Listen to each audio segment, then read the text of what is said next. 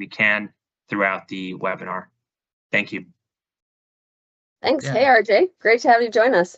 Yeah, thanks, Deborah. It's always one of my favorite conversations every quarter, and just because you never know we're going to end up here with all the things that we're talking about with customers and seeing with the data. So excited to get through and see what insights you have here.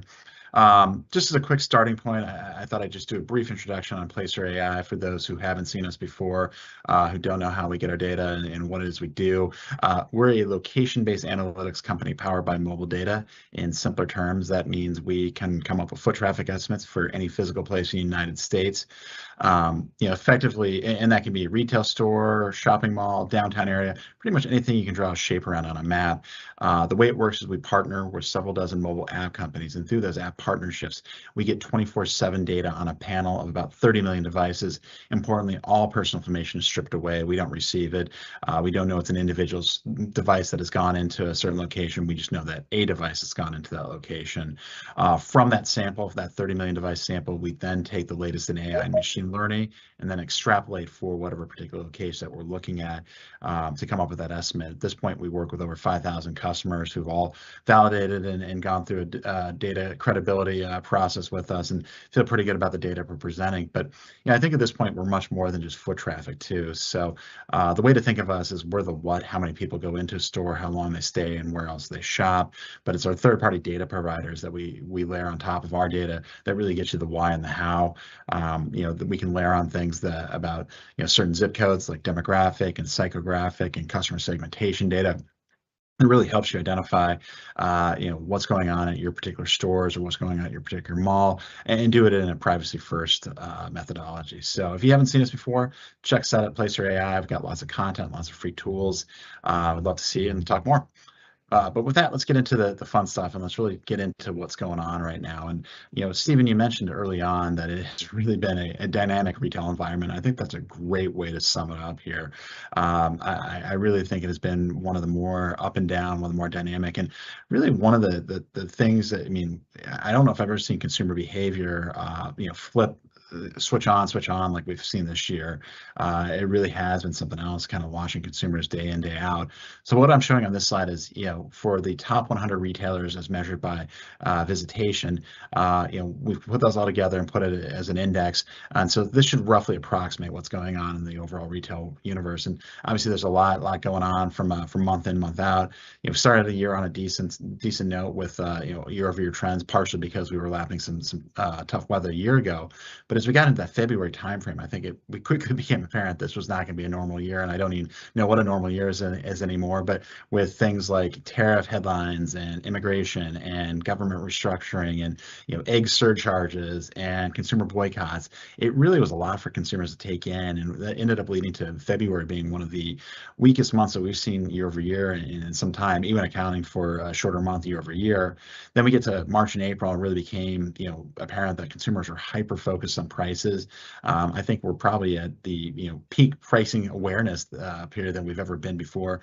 People have more access to pricing data that they paid for previous transactions, and so when we see price increases, people are quick to react. This is also the time period we saw a lot of tariff news, and people were looking to get ahead of that. Saw some spikes in warehouse club visits ahead of tariff implementation dates. Certain categories that were exposed to tariffs also saw some good visitation right ahead of those dates.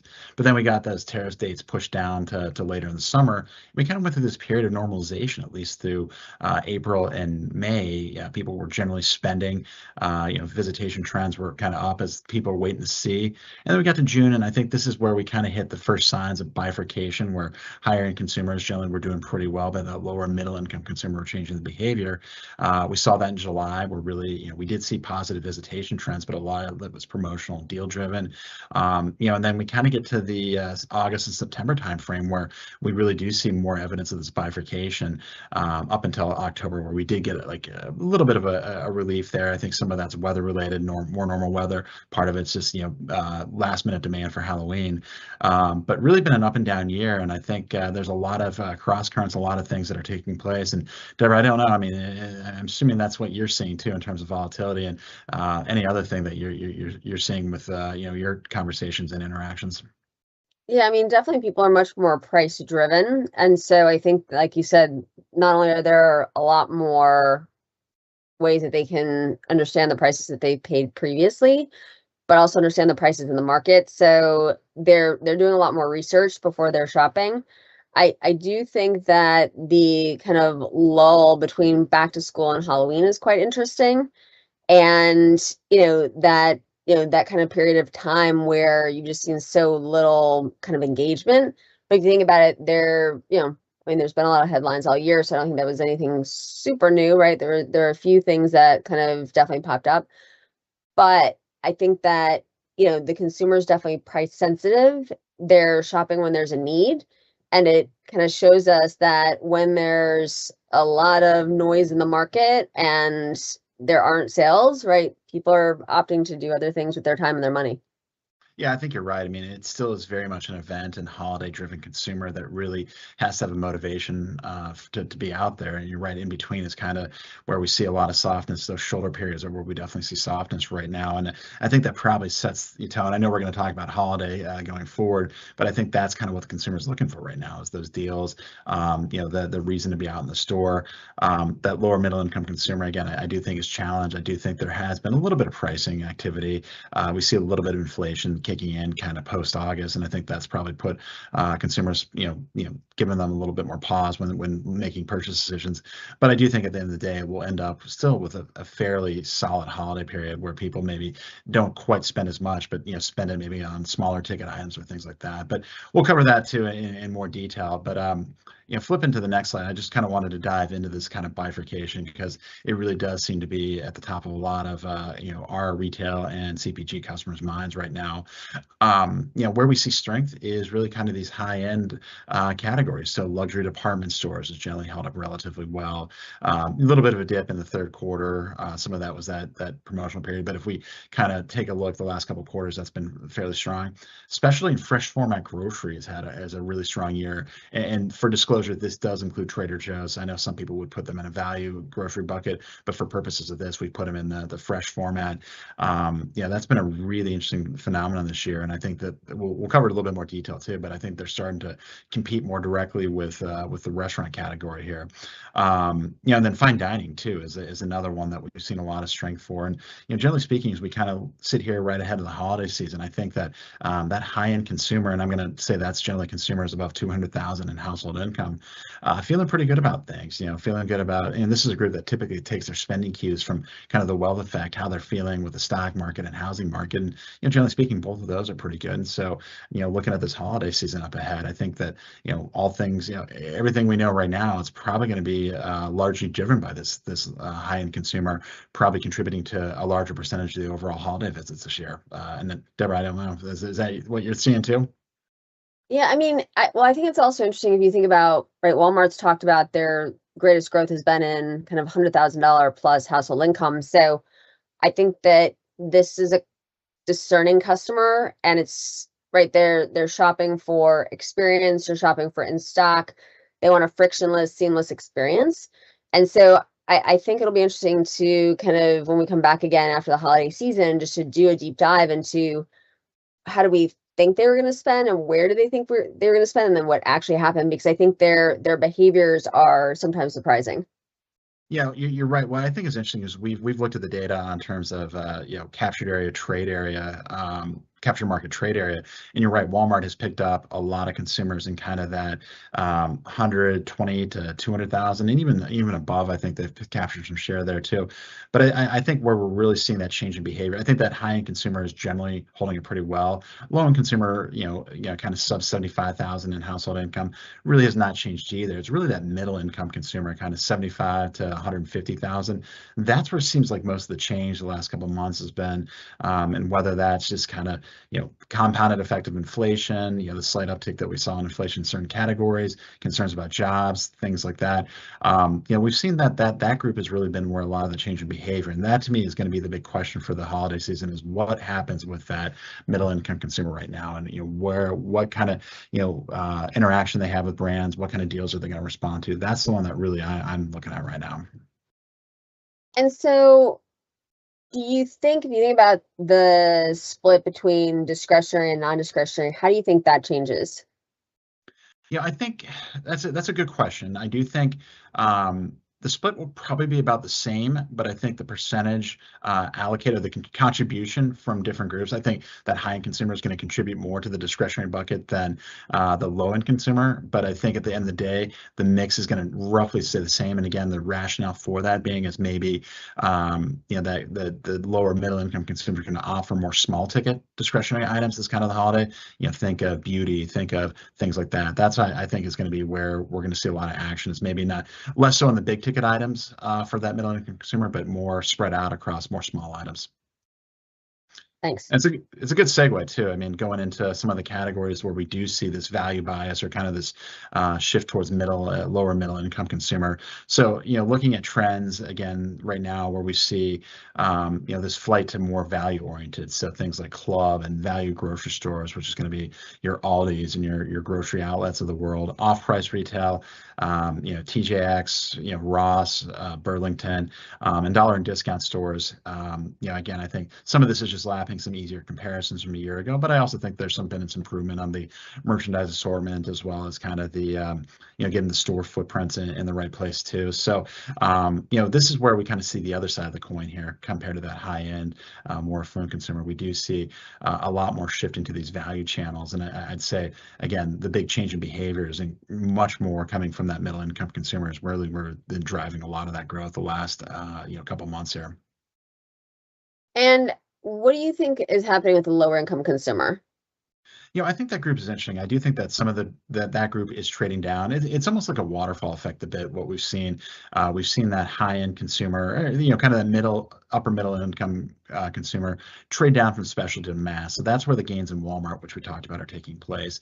At the same time, we see that sub 60, 70,000 household income consumer. That group is trading down from Walmart and the mass channel to more of the dollar and discount and the value grocery channel. I think that's where we've seen a lot of that. Just that consumers changing.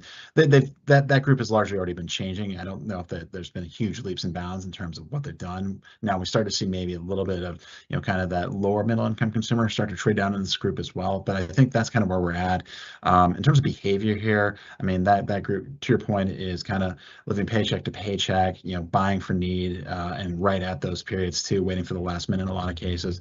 And I think that's also going to be something we see again this year is probably a lot of last minute buying for that lower income consumer that has faced honestly a lot of headwinds this year.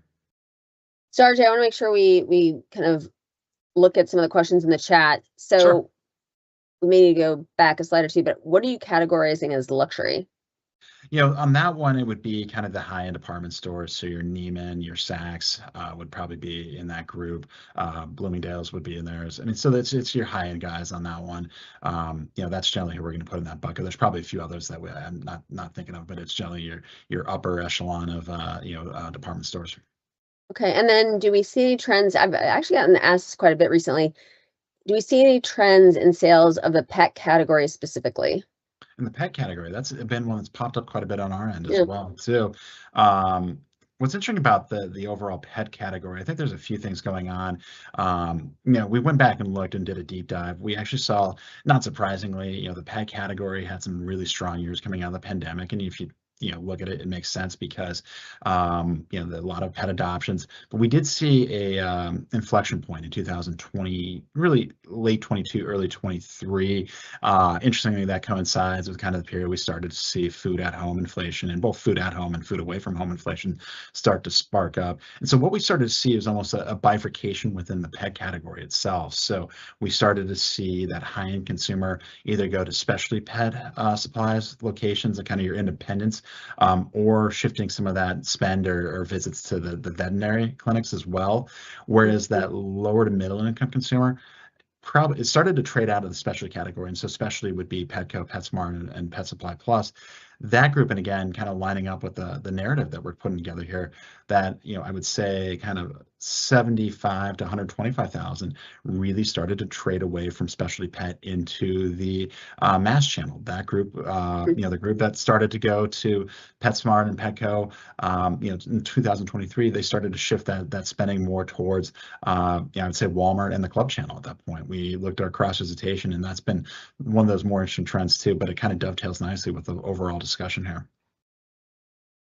So it is interesting too. I do think that, right, both Petco and PetSmart, if you think about it, have had changes in leadership, and where I think there had been a lot of issues with in-stocks, right, just from channel checks, that seems to have improved significantly.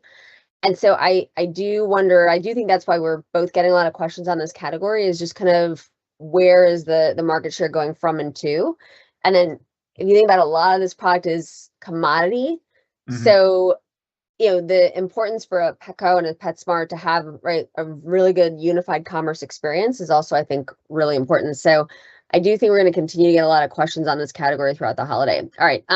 What is in the specialty category is another question from the audience. I think that was the question on the specialty and fresh food. Again, that one, fresh format grocers, and so that would include your Whole Foods, you would include the Fresh Market, it would include Trader Joe's, as I mentioned. So it's kind of, kind of think of it as your fresh format, kind of the high-end grocers on that one. Okay. And then, do we think Walmart changes are due to pharmacy and healthcare, a bit different for retail, but could that be pushing some of that demographic change? It's an interesting. I will say, I just want to double click on that question. We've gotten a lot of questions around the role of pharmacy in grocery, or we'll call it retail. And then this whole idea, right, this food is medicine as it relates to that. RJ, I know that's kind of like a lot to tackle, but would love to hear your perspective. Yeah, we'll cover a little bit of this too later on, but one of the things that I think has really been interesting this year, unfortunately, it's been masked by a lot of the macro and tariff and immigration and government restructuring headlines. But it does seem like there is a broader and more sustained trend than maybe we've seen in past years towards health and wellness and people taking care of themselves, changing their lifestyles. We see it with apparel data. Apparel has been one of the discretionary categories that's generally held up better than others. And it's not just the off-price channel, which has done well, but some of the more traditional apparel names have done okay and seen some improvement. And, in the work we've done with a couple of these retailers, it does seem like there's been evidence that people, taking care of themselves, whether that's GLP-1s or other, health and wellness routines, that's led to a change in wardrobe. And, we're seeing, people really want to show that off. We see that with fitness clubs. Fitness is in a year like this, fitness club historically would have been a challenging year where you would have seen a lot of attrition as a middle income consumer probably opts out of that membership and finds other ways to work out. But really that's been pretty sticky this year. So I think that honestly, looking at the broader trend here, there is some evidence that we're seeing some of these things, the health and wellness and GLP-1s have an impact across the retail space, and one that I think as we kind of look back or few years out, we'll take a look at 2025 as not the year of volatility, but it really was the foundation year for a lot of more sustained changes in the way people are in health and wellness. So I know we'll cover a little bit more of that too, but that's kind of my take on it too, broadly speaking. That's helpful. All right, let's get back to it, and then we'll take another question break. Yeah, no, it's always good. I love the questions coming in, so keep them coming. So one of the things that I think has been interesting too is, Placer, a lot of people think of us as, looking at retail and shopping mall and visitation trends at, consumer facing locations.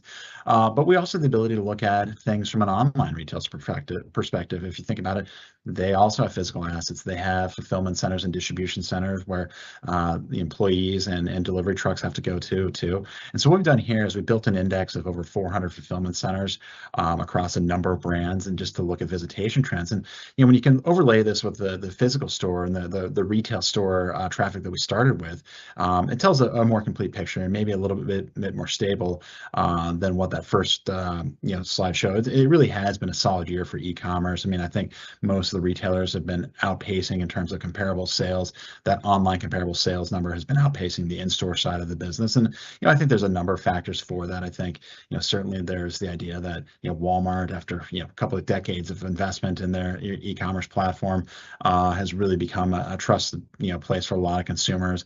I think we've seen some, obviously see the spikes in here with Amazon Prime Day in the middle of the year too. I mean, I think that's kind of been driving it.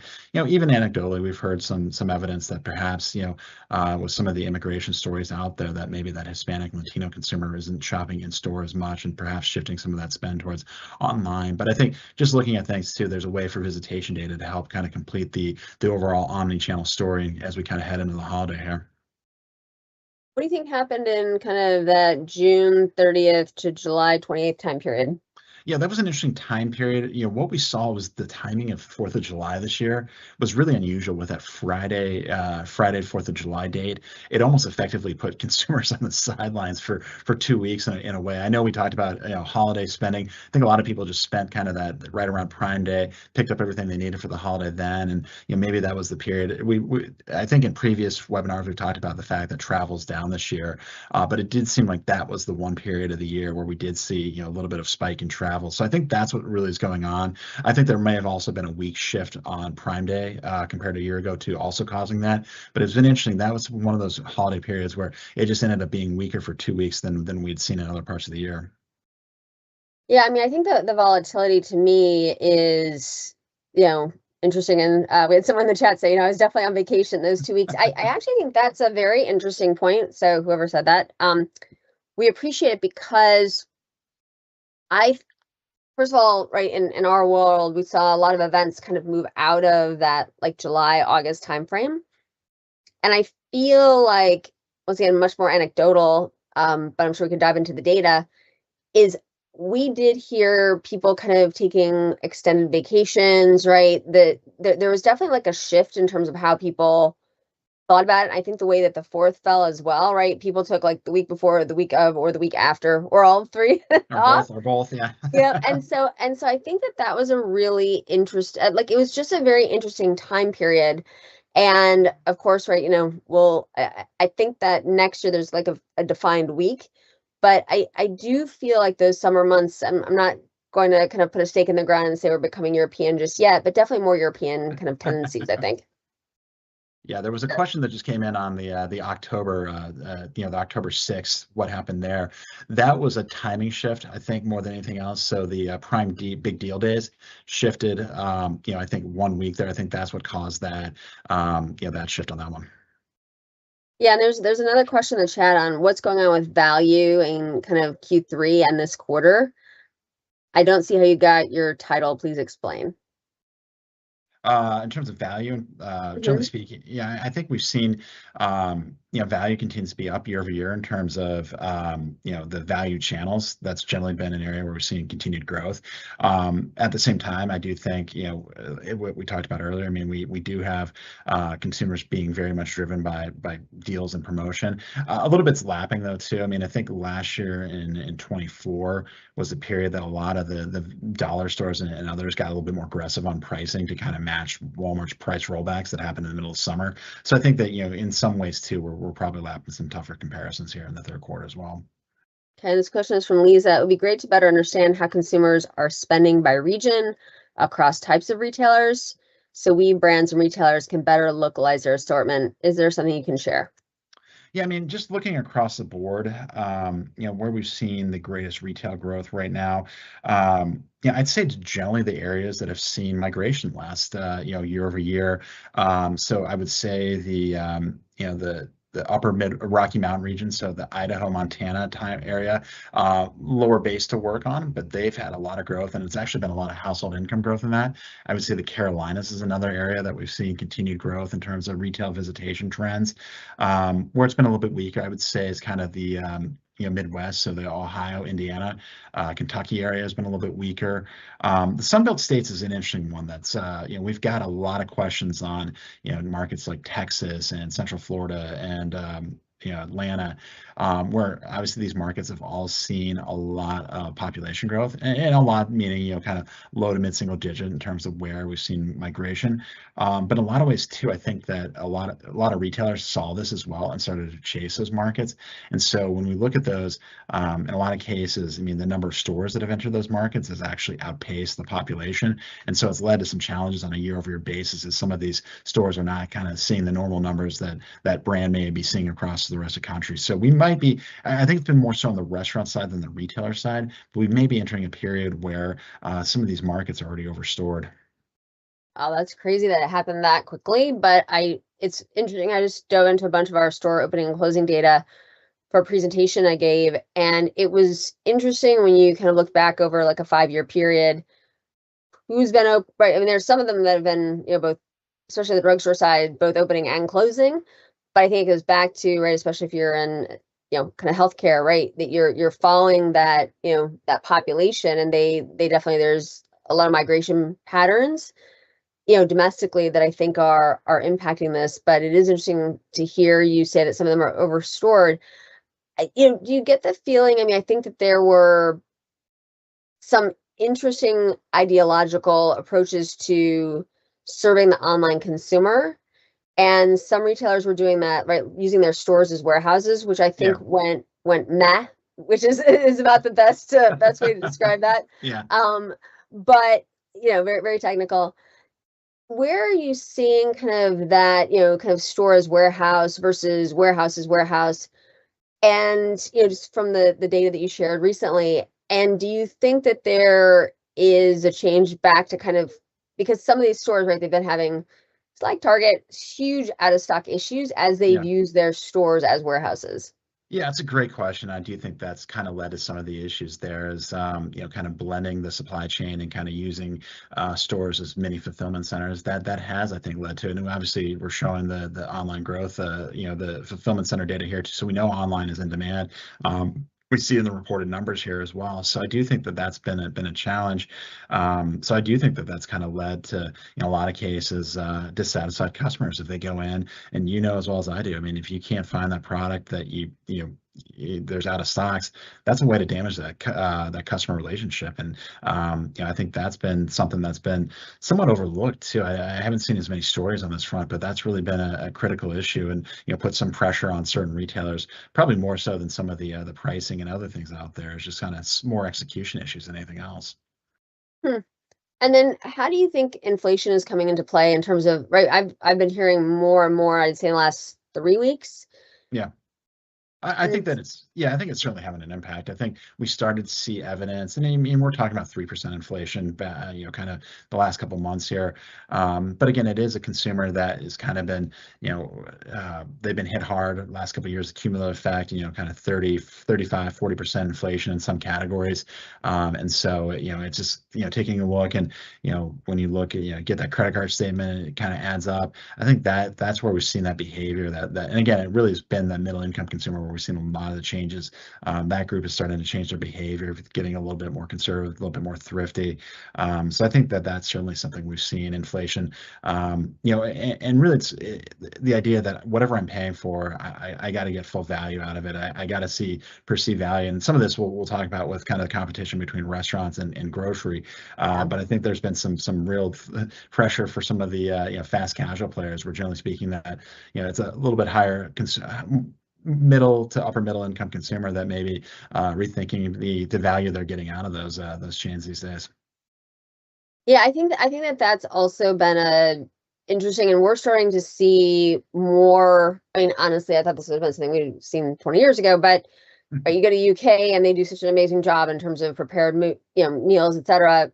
We're continuing to see that interest in the US. From a retail perspective, I think we're saying, right, it's like everyone will go kind of long and hard into that and then pull back. So I think that kind of where consumers are getting the meal that they weren't sure where they were eating, right, at 5 p.m. or whatever, right, that whole kind of dialogue. But I think the grocers are back. Well, we call them grocers, discounters, dollar stores, even the pharmacies, right, are getting back into focusing on that again, that kind of, fast casual, if you will. the prepared meals is certainly something I think has had a big impact, and we'll get to that in a second here. Like always, we have to cover them all and what's going on there. And to me, still the most interesting trend, coming out of last year's holiday is the fact that, generally speaking, malls, in terms of retail visitation trends, have outperformed the retailers themselves. And I still think this is just such an interesting phenomenon, and just shows that some of the reinvention that we've seen across the malls. And I'd say, open air was probably a little earlier to kind of this mixed use and kind of adding more space for entertainment and attractions, and some cases residential here, has led to outperformance. But we've really started to see, I think, the last 18 months or so, indoor malls replicating a lot of that too, and new attractions, new things that are out there, things like Netflix experience kind of at some of these malls. That's really kind of changed the fortunes in a lot of cases for some of the indoor malls as well. So I think kind of looking, we do see some of the ups and downs in terms of the timing that we saw on the that first slide, but generally speaking, you look at the numbers, they're up here at the malls. It kind of really shows you, I think above all, in a lot of ways, a lot of the owner operators for these malls have really repositioned them as kind of the community hubs, and a lot of consumers are still kind of looking for that third place, outside of home or office, or that second place if the home and office is the same place at this point. I think that's really been a major driver, and it's just something that's been really fascinating to me. Yeah, I will say I've been in a lot of malls recently, just once again doing like channel checks. I was in a really interesting mall in Canada, and they had an entire amusement park, right? Like separate, you buy tickets and everything. And I think they said the crossover between like the amusement park and the mall was about 40% in terms of, kind of customer.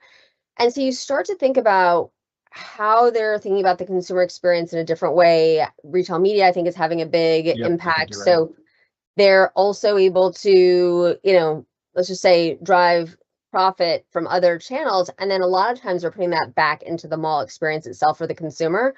So I feel like, and then it's been interesting at a lot of retail conferences, we've seen, kind of Steve Yalof of Tanger speak. And I will say those sessions are like standing room only. So Yeah, there's definitely a real interest in what's happening with the mall right now, because I think in some ways people are surprised at how strong the numbers are. And, in some cases, I think we're going to see a very strong 26. I think you're right too, and I think in a lot of ways it reminds me of kind of Amazon's evolution, getting into things like AWS and advertising, which then can help subsidize other parts, the overall Amazon Prime membership, and add on new features to that too. I feel like a lot of the Tanger's a good example, Simon's another one, that are starting to bring some of that into the real world, and marketing their malls as kind of not just a property, but almost a mall as a service, if you will. It's been a couple of years since I think we used that term on one of these, but it certainly is true. Store as a service or mall as a service. Kind of using malls in different ways. And I think you're exactly right. Retail media, really, as we start to see advancements in in-store retail media or in-mall retail media, really interesting stuff. And it gives the malls and obviously there's other things too they're doing to subsidize kind of both top line and bottom line. That's really allowing some flexibility and some more creativity at the malls. Yeah, I mean, hey, right, things version of the mean, however you want to look at it, but I do think that there's also this kind of social aspect that we're seeing from Gen Z that continues to grow, and I think that a lot of the, let's just say, precautions that a lot of the malls have put in place.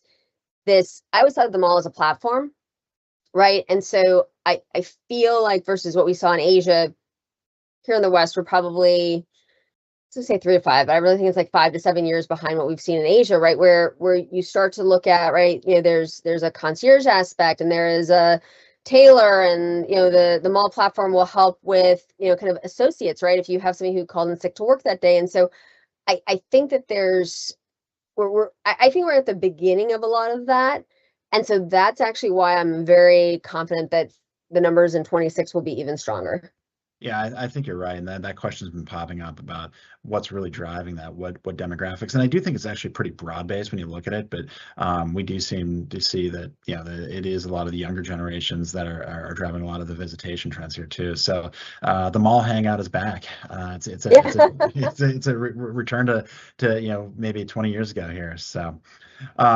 Anyways, I did want to circle back to the discussion that we had, kind of food at home versus food away from home, because I think this has been one of the more interesting trends. And I think Chipotle was the one that really kind of, let the cat out of the bag, if you will, on their earnings call with this, talking about, we're not really losing share to other restaurants. It's really grocery that we're starting to see it. And, this chart shows up in year-over-year trends for different restaurant categories.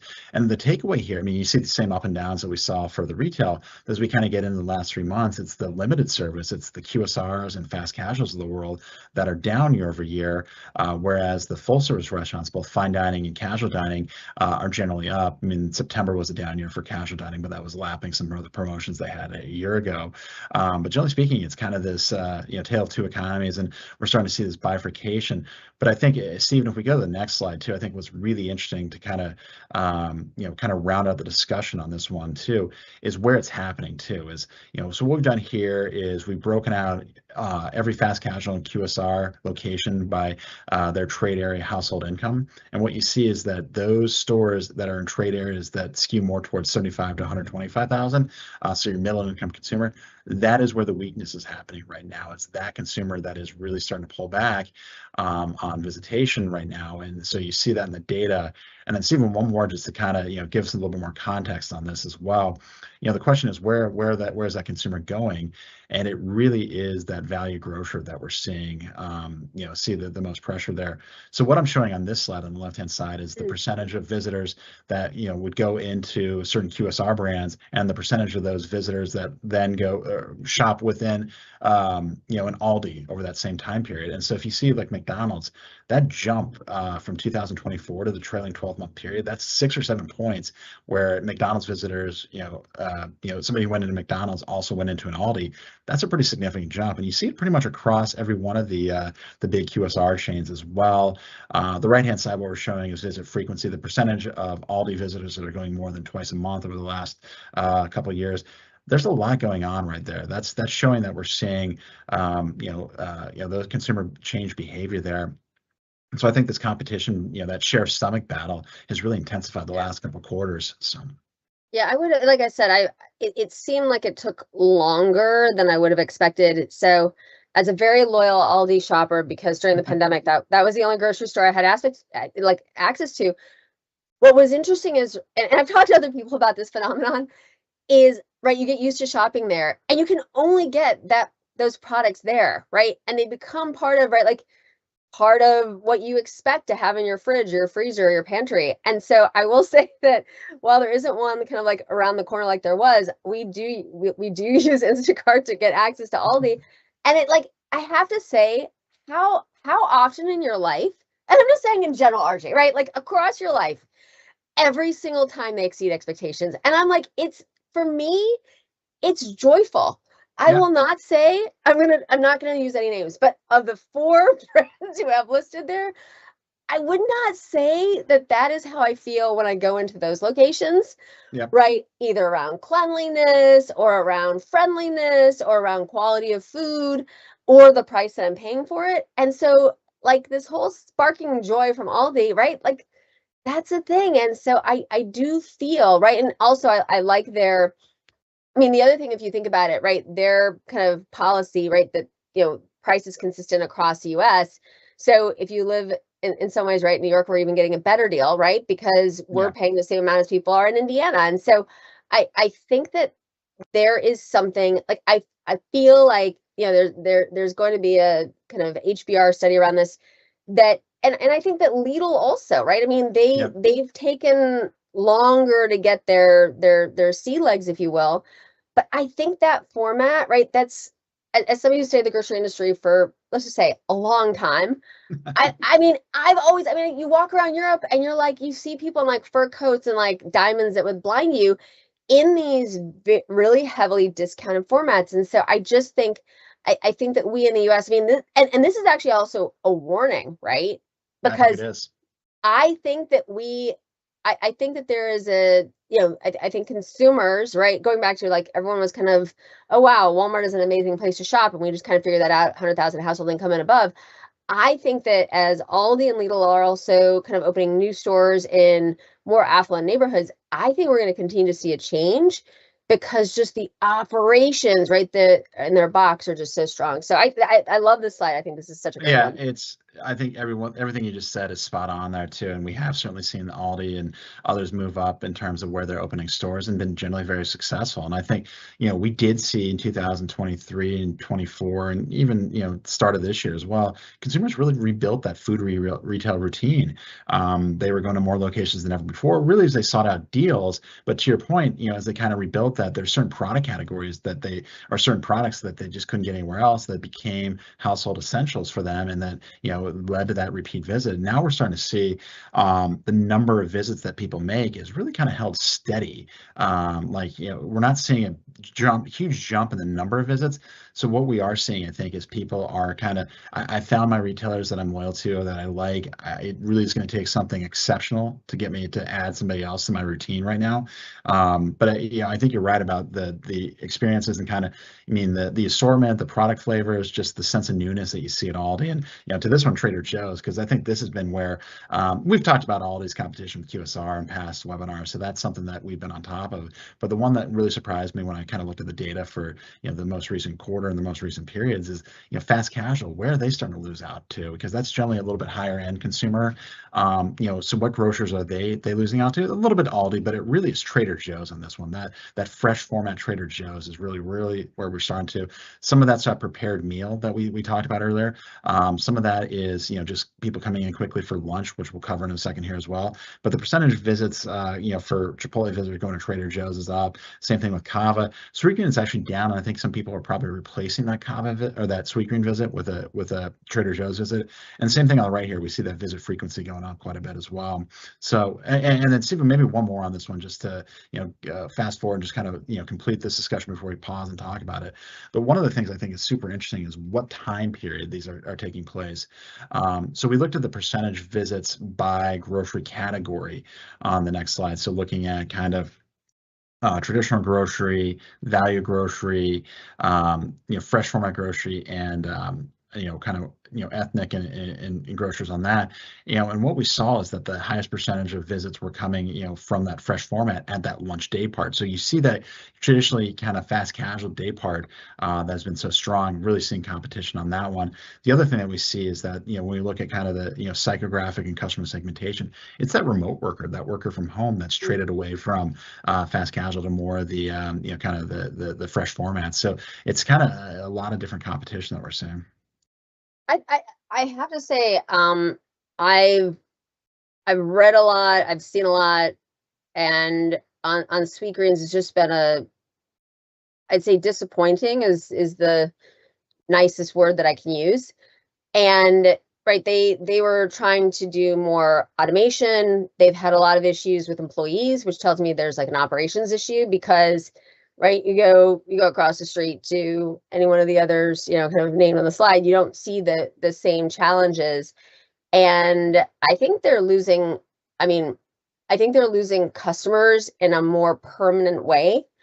Because I think people have given them a shot, right? Because you're like, you look at the menu, you're like, oh, this looks so great. And, my favorite is the one closest to me. They're out of avocados every single time. I kid you not. I literally started to bring my own avocados. I cannot make it up because I was like, you know what? They're gonna know how to slice that in there like much better. But out of stock, and you're still paying for the avocado, right? Yep. So these are the things that. So right now it's not on my location. Like that you just start to take that out of your kind of your habits, right? Like I've been so surprised. That's such a strong franchise, and maybe it's just gotten too big for the founders.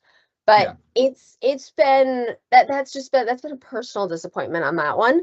But I think that you're like the kind of correlation to what they're doing instead. That's fascinating.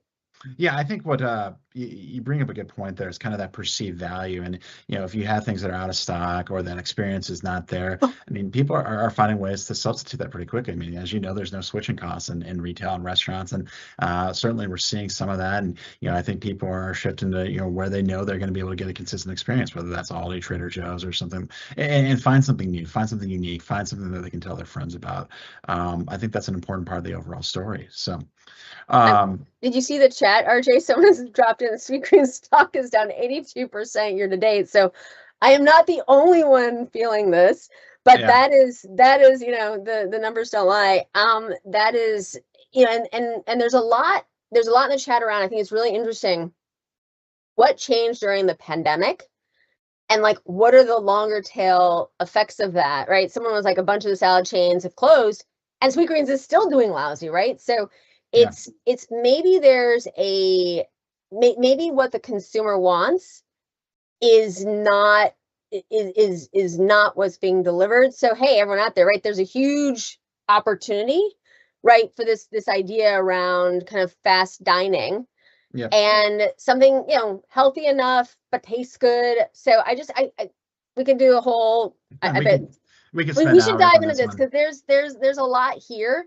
And I think I actually also think it's helping mall traffic, right? Like I actually think that there's more here than meets the eye. And I think that's where it starts to get really interesting too. I agree with all that too. And I think that certainly we could do that in another one. We could always talk about that one for hours if need be. But, seeing as it is the fourth quarter, seeing this November, I think we do need to at least obligatorily spend some time on holiday and what to think about for the outlook here. So thought we'd just start with department stores here, because I think this is kind of, we spend a lot of time on this too. And another one of those slides that really kind of shows the bifurcation. So high-end department stores versus mid-tier. High-end, we kind of covered what those were earlier on. Mid-tier is going to be your Kohl's and others in that front as well. And generally speaking, again, I think we see the pressure that middle-income consumer is undergoing. Less visits. There's other things probably going on in terms of in terms of inventory positions and whatnot as well for some of these. But basically, I think this sets up where we're, again, talking about the holiday and kind of full circle again to what we talked about earlier. I think that at least what I've seen of the data, that high-end consumer is going to be called upon to drive more of the sales, more of the visits during the holiday season. That lower middle income consumer, I think the desire to spend certainly is there, but I think that they're going to be more creative in terms of what the offering is there. Again, maybe more small ticket type items, more things that kind of work within the current budget to really drive things. I wouldn't be surprised to see some of the retailers get on that and kind of really focus in on more of the kind of everyday small gifts as opposed to the big ticket items this holiday season.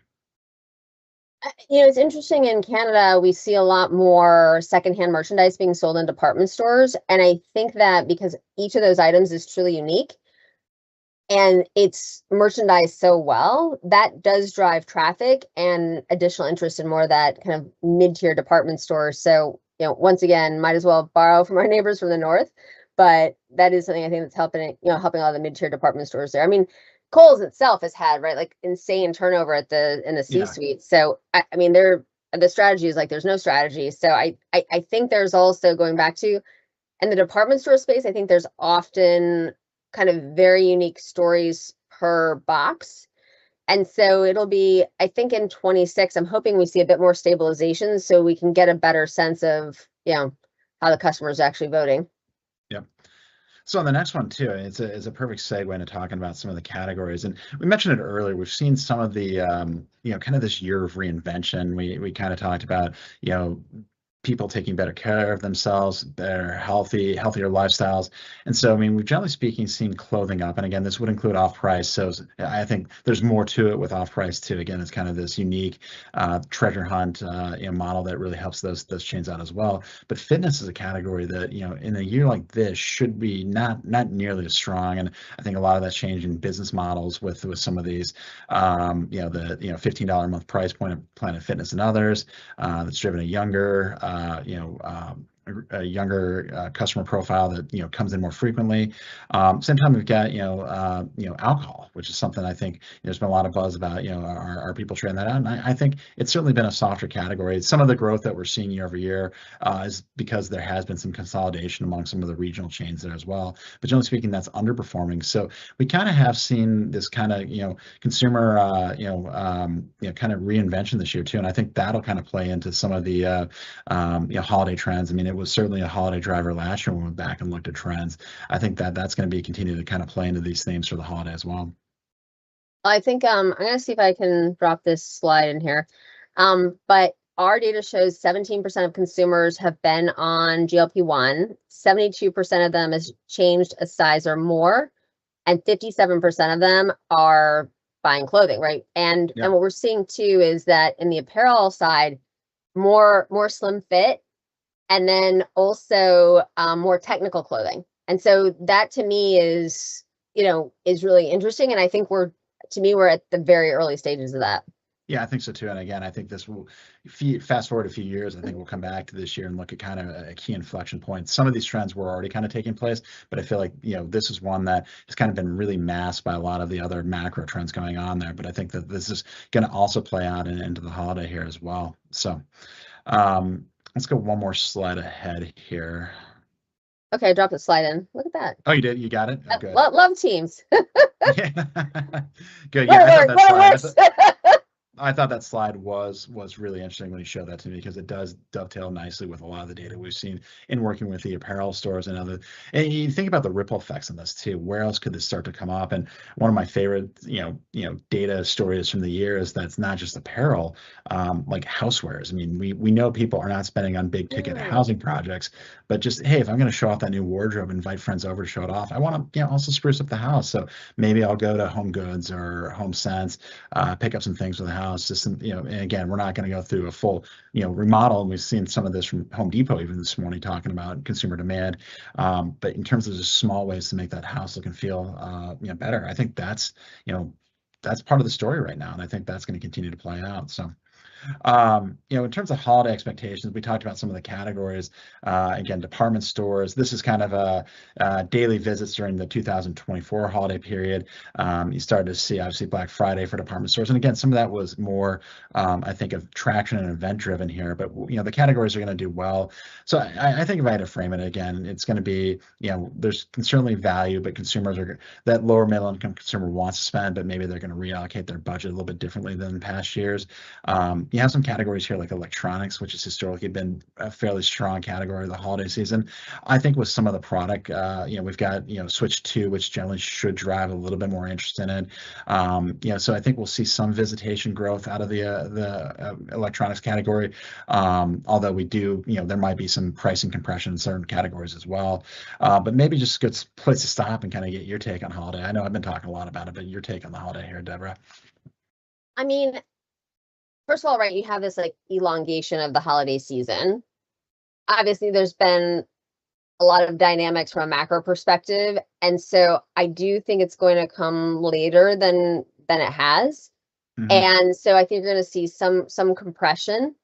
And, it was interesting. I took a bunch of photos. I've not posted them. I'm just saving them on my phone for a rainy day, I guess. But like as I walk around, right, and, in October and early November, you see all this like the Black Friday sale that's on now. And so does that does it minimize, but from talking to consumers and doing a lot of survey work, right, the consumer still believes that, right, that week of Black Friday or on Thanksgiving, it goes back to like, I mean, hey, I was always a fan of going out shopping on Thanksgiving because I'm like, okay, I've spent my obligatory time it's been great. I've had a great time with my family, but it's been like a lot of time. Like I'm ready to go walk off the turkey too. And so I think that, obviously most retailers are not open on Thanksgiving anymore, but I do think that kind of, it's like, it's almost like going to an amusement park. We're going to go to like the mall. We're going to see what's there. We're going to have fun. We're going to kind of, eat popcorn and get coffee and stuff like that. Exactly. And so I think there's like, it's not that like people are kind of like managing their lists like they used to because they can buy online so much easier, but they're going out for the fun of it. And so I've had people this year invite me to go to I'm like things that have never happened before. And it's not just one or two people, right? And so there's something changing. And I think it's a real positive for the industry because it doesn't, I mean, the minute that we can turn shopping from this chore into this, going back to this whole idea of joy, I think that, and I feel like with AI and whatnot, we're getting closer and closer and closer to understanding what the consumer wants and the ability to deliver that. So I gotta say, I'm very much an optimist, and I'm really interested to see for, let's call it, these last kind of few weeks of the holiday season, just how the consumer engages, how frequently they engage, and the product categories. I think we've done a pretty good job of nailing. Yeah, I think what was really interesting going back to last year was this idea that the Black Friday itself, that's where we saw the biggest gap between mall visits and retail visits. It really was this idea of people were just gathering, and maybe it was just meeting up with people and less on the shopping. But as the weekend progressed, Sunday actually ended up being I think retailers outpaced malls at that point too. So it's interesting kind of looking that whole 3-day weekend. Yeah, people are using Fridays more of the third place, meet somewhere, go for an attraction event, that idea of joy that I think you're honing in on. I think that's absolutely true. But then some of the spending takes place later in the weekend, and then as we get closer to the actual events. So two more quick slides before we're done. And man, it always flies by when we're talking here, Deborah. It's always great like that. It's just amazing how quickly we can fill up an hour. But one of those things in terms of just travel right now, I mean, generally speaking, we have seen a pullback in travel this year. We see it with our gas station visitation trends. We see it with our airport visitation trends on the next page. But we do continue to see, leaving on a positive note, we're going to finish off with this slide. We do see, the key shopping corridors in New York generally see, the nice pickup around that. I think, again, it's more than just a shopping aspect to it. A lot of these stores in these corridors, these flagship stores have done a good job reinventing the stores, not just a place to shop, but as an experience. And I think that's going to continue to play out. And, if that's the message, I think, for if nothing else for retailers, is it's worth investing in that, making that destination and what consumers are looking for. That idea of joy, I think, is certainly relevant here. And I think that's been driving a lot of it. I couldn't agree with you more. So, yeah, again, just the airport data on that one too, but that's it. Do we have any more questions? Do we have any more time for questions? Is that, I guess, the better question? I think we're literally at 11:59, so we're probably, I know there was, first of all, I want to thank everyone on this call because you were so engaged, and I think my GLP-1 slide is stuck in SharePoint, so I will, and I want to focus on this, so I'll get that to you in the kind of post-call. But I think, RJ, if you think about the topics that we spoke about today and how different they were than like just a quarter ago, yeah, that to me is just illustrating, right, how dynamic this environment is. And with regards to holiday, I don't think there's going to be, I think that everyone's going to be a winner based on how much time and effort they invested in AI and understanding the consumer and in building stronger relationships with their vendors. So I feel like we're at a point in this industry where really the kind of opportunity is in the palm of your hand. It just matters kind of if you want to take it. Yep, absolutely. So I agree with you. You're right. I think just the shift in the conversation, I mean, it's just always amazing how quickly things are changing. And I think that's also going to be, a key theme as we go into 26 is be ready for anything, be ready to be, agile if you need to. Again, I don't know what is a normal year anymore, but thank you for the time. Thank you everybody for joining us. Always a fun discussion. If there are questions, find us at Placer.ai or Coresight. We'd be happy to answer, but have a good holiday. We'll catch up with you in the first quarter next year. And RJ, are you going to be at ICSC in New York in December? Placer will be there. I'm not sure myself, but Placer will be there. So come by and see us as well. I'm speaking, so I will definitely stop by the Placer booth, but I always find that, kind of engaging with you guys at the shows, I always learn. So anyone who's going to be there, I encourage you to go spend time with Placer. Thanks, RJ. I'll talk to you soon. Sounds good. Thank you, everyone. Take care. Bye-bye.